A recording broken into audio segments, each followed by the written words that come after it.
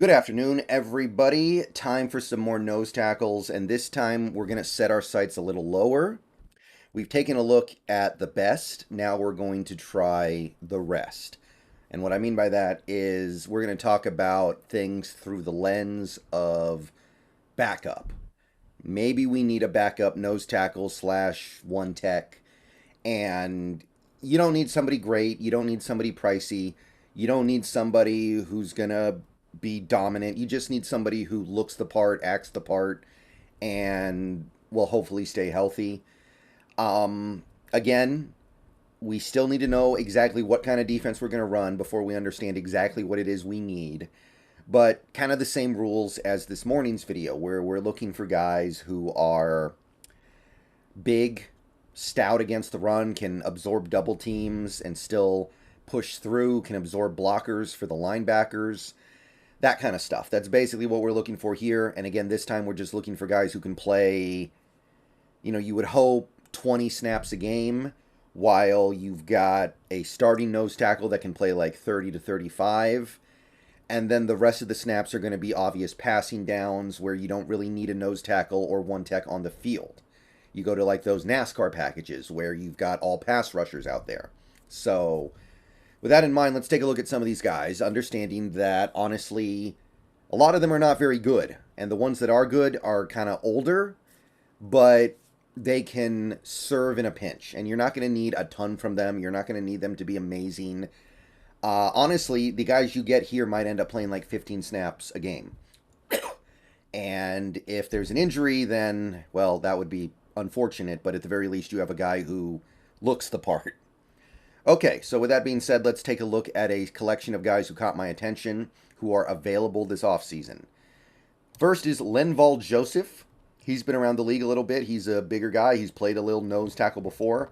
Currently, he's trying to win a ring with the Philly Eagles. He played nose tackle actually for the Chargers in 2021, so we know he can do that. Now, this was a guy who was basically out of the league before Philly picked him up mid-season. So I don't know if he's looking for this season to be his last hurrah before he retires.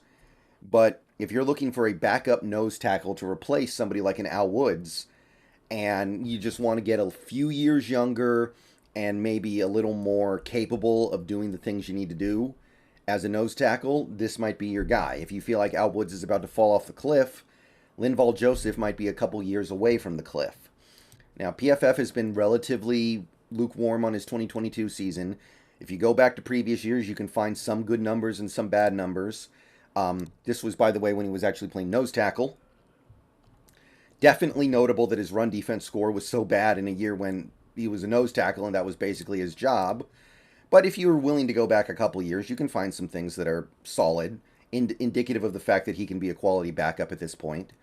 So Linval Joseph would be near the top of my list. Also would be Jonathan Hankins, and this is another example of a guy who is really, really large. 340 pounds. A lot of people think he's closer to 350.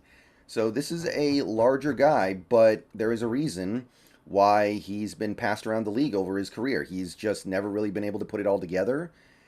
He was a Giant. He was a Colt for a year. Then he was with the Raiders for a little bit. Then he went to the Cowboys, and now he's a free agent. And even though this guy's big, even though he looks like a nose tackle, even though he looks like a one tech, as somebody who can plug the run, seems like it's never really manifested. So you get him, you're getting him for a backup role only. Like you can see how poorly he was graded out in 2022. 2021 wasn't really any better. You got to go back to 2020 to find even a decent grade for him. And in the NFL, 2 years of lackluster results, that's indicative of the fact that you just don't have it anymore. If you ever really had it. I know Hankins was a decent player at one point, not very long, but there was a point where he was really nice for the Giants. But again, you're just looking for a backup, and I think Jonathan Hankins can serve that role perfectly fine. He's about to turn 31, so he's not overly old yet, and I think he can play 15 effective snaps a game. Next guy would be Justin Ellis, currently of the Giants. This is a really big guy. According to PFR, he weighs in at about 350. He just recently turned 32, so age isn't a huge concern yet. And he's definitely the quintessential nose tackle type. He played nose tackle for the Ravens in 2021. And I mean, he's got a sack and a half in his 9-year career. That tells you the kinds of things that he does on a football field. They tend to be just being a workable nose tackle type.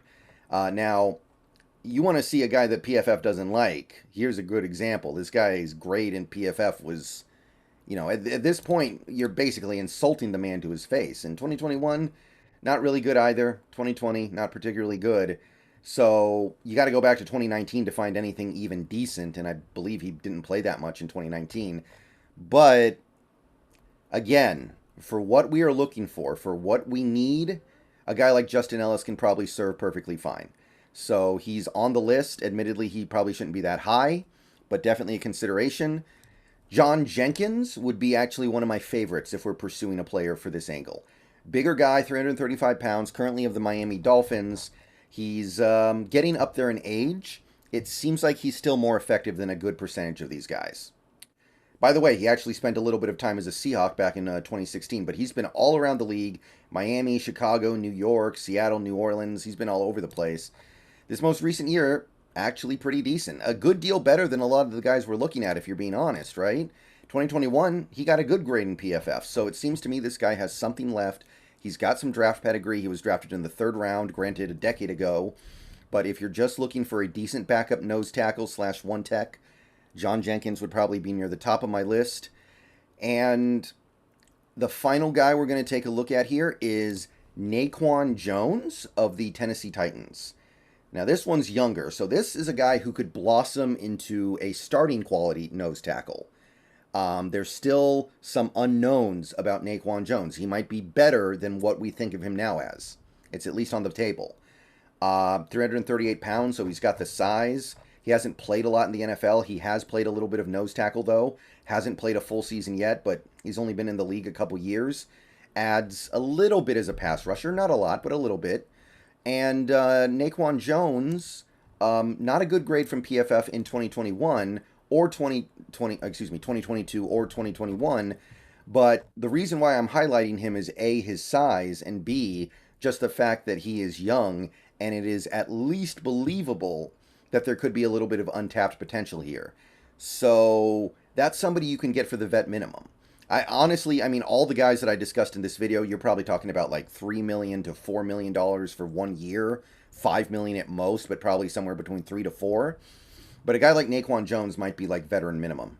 I can't imagine him getting any more money than that. So definitely got to put him on the table. You can only spend so much money on this stuff. Sometimes your backup nose tackle or backup one tech just needs to be a veteran minimum guy with a little bit of potential, and he just needs to look the part. And that's it for nose tackles for me. These are the guys who I would look at as a backup. And at the end of the day, I think that you can probably find a pretty good nose tackle in UDFA. So it wouldn't surprise me if none of these guys were really on the radar. But I would definitely at least kick the tires on these guys to see what's up. A lot of them are older guys who they might feel lucky to still be in the league. So don't be surprised if those $3 million deals turn into $1.5 million deals. All right, I'll catch you guys later. Go Hawks. Let me know what you think. And that is my look at the free agent nose tackles.